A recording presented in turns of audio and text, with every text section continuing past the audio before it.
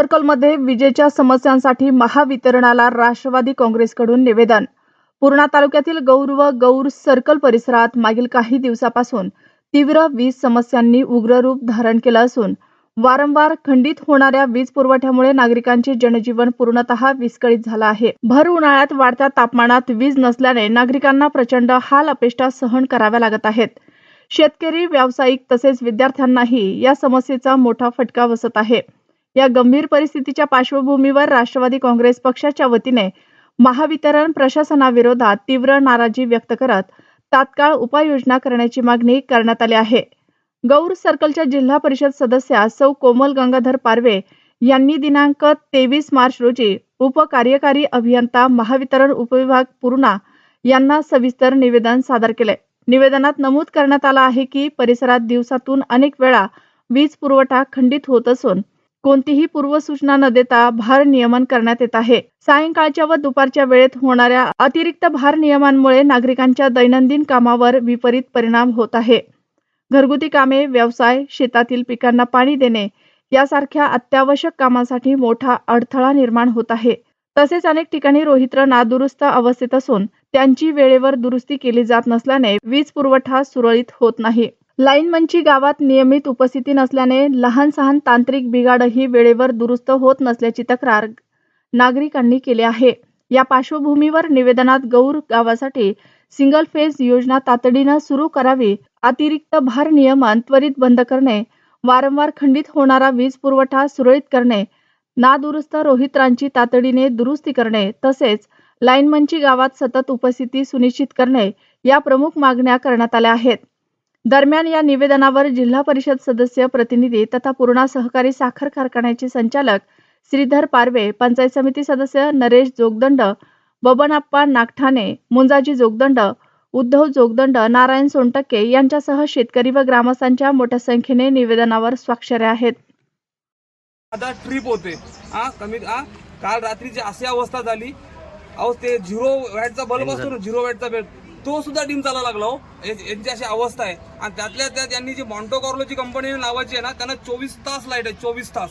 आणि आम्हाला जर त्यांना सिंगल फेज द्या म्हटलं, नाही तुमचे शेतकरी आम्हाला देऊ देत नाहीयेत, पोल राहू देत नाहीत, हे फक्त कारण सांगत आहेत। शेतकऱ्याला जर लाईट भेटत असेल तर शेतकरी काय पण करायला तयार असतो। यांचे अधिकारी आमच्या इथं वेळेवर येत नाहीत। आम्ही स्वतः परमिट घेऊन त्यांची कामं आम्ही करतो आणि पगार ते घेतात, लाखो रुपयाचे पगार।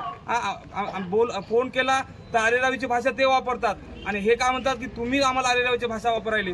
आता त्याच्यानंतर जे आमचं डिव्हिजन आहे कुठलं चुडाव्याचं, तिथल्या अधिकाऱ्याला जर फोन केला की बस सर कुणाची परमिट आहे का, लाईट कसं काय गेली, तर ते काय म्हणतात माहिती आहे का, तुम्ही आम्हाला फोन करू नका, तुम्ही तुमच्या लाईनमॅनला फोन करा। आणि लाईनमॅनला फोन केला तर लाईनमॅन काय म्हणतो, मला 18 गाव आहेत, मला का तुमच्या त्या गहूचंच बसू का। आता जस्ट थोड्या वेळापूर्वी मी डीवाय साहेबांना, डीवाय साहेब का त्याचं नाव मला एक्झॅक्ट माहिती नाही, त्या साहेबांना फोनवर बोलत होतो, तर ते काय म्हणले माहिती, तुमचं गौरचं असंच लपड आहे काहीतरी। म्हणजे फक्त गौरचंच नाही सर, अख्ख्या तालुक्यातला अख्ख्या महाराष्ट्राचं तेच लपड आहे। आणि कारण काय सांगायचं माहिती आहे का, इस्रायलचं युद्ध चालू आहे म्हणे आणि तुम्हाला म्हणून लाईट कमी आहे, आम्हाला गॅस कमी आला, हे आला म्हणून लाईट तयार होईना चालली म्हणले। आता कशाचं काही बी लावायलेत आणि आम्हाला लाईट कमी जायलेत। आता मला सांगा सर, शेतकऱ्यांना करायचं काय, भिजवून करायचं कसं? 1 एकर ऊस भिजवायला जर 9 दिवस लागत असतील आणि ज्या शेतकऱ्याकडे 5 एकर ऊस असेल तर त्यानं काय करायचं काय नेमकं? माझी म्हणजे तुमच्या माध्यमातून एवढीच विनंती आहे प्रशासनाला की आमची लाईट आम्हाला वेळेवर व्यवस्थित करून द्यावा। त्याच्यामध्ये आमच्या मागण्या अशा आहेत, गौर गावासाठी तात्काळ सिंगल फेज योजना कार्यान्वित करावी, सायंकाळची 7:30 ते 9 व दुपारी 12 ते 1 पर्यंतची अतिरिक्त लोड शेडिंग केली मनाने, आम्हाला विचारायचं नाही काय ना मनाने, ती तात्काळ यांनी बंद करावी। वारंवार खंडित होणारा वीज पुरवठा तात्काळ सुरळीत करावा आणि नादुरुस्त रोहित्र म्हणजे जे डीपी आपण ज्याला म्हणतो, अहो यांचे एवढे भंगार डीपी झाले तर ते नाही का, तार डायरेक्ट फिट नटानं स्क्रू कोड, आपलं फ्यूज असते ना, माणूस फ्यूज टाकते नॉर्मली, तर कुठं प्रॉब्लेम झाला तर फ्यूज उडते, इथे फ्यूज उडत नाही, तर डायरेक्ट डिप्पूच उडते, पण फ्यूज उडत नाही इथं। एवढी आमच्या डीपीची अवस्था करून ठेवलेली आहे। तिथली केली आहे, शेतातली डीपी जर बघायलाच सोय नाही। काय म्हणतात माहिती आहे का, नाही शेतात आमचं काही घेणं देणं नाही। आमच्या नावाने सरकारी ह्या महावितरण कंपनीला मरणाचा पैसा द्याले, टाइम टू टाइम बिल घ्याले। सरकारनं आमच्यासाठी योजना चांगली केली, आम्ही सरकारचं स्वागत आहे, त्या निर्णयाचं आम्ही स्वागत करू, पण त्या निर्णयामुळे आम्हाला जर काय फायदा झाला असेल तर आम्ही सरकारचे ऋणी राहू। फक्त स्वागताचा निर्णयाचे स्वागत न करता आम्हाला ऋणी व्हायचंय, पण ह्या ह्या महावितरण कर्मचाऱ्याच्या गलथान कारभारामुळं ह्या शेतकऱ्यावरती ही अवस्था आलेली आहे. तरी तुमच्या माध्यमातून मी एकच विनंती करतो की लवकरात लवकर आमची लाईट ही सुरळीत करावी. धन्यवाद. ऑफिसला आमच्या गाववाल्याच्या वतीनं DY साहेबाला भेटलो आणि जो सिंगल फेस योजना आहे आपल्या गौर आणि गौर परिसरातील ते करून देण्याचं काम ते सुद्धा करून देतो म्हणले आणि या नंतर सुद्धा आम्ही वरिष्ठाला बोलून सुद्धा या ठिकाणी सिंगल फेस योजना सुरळीत करण्याचं काम या ठिकाणी करण्याचं या ठिकाणी आम्हाला आश्वासन दिलेलं आहे आणि ते निश्चित करतील.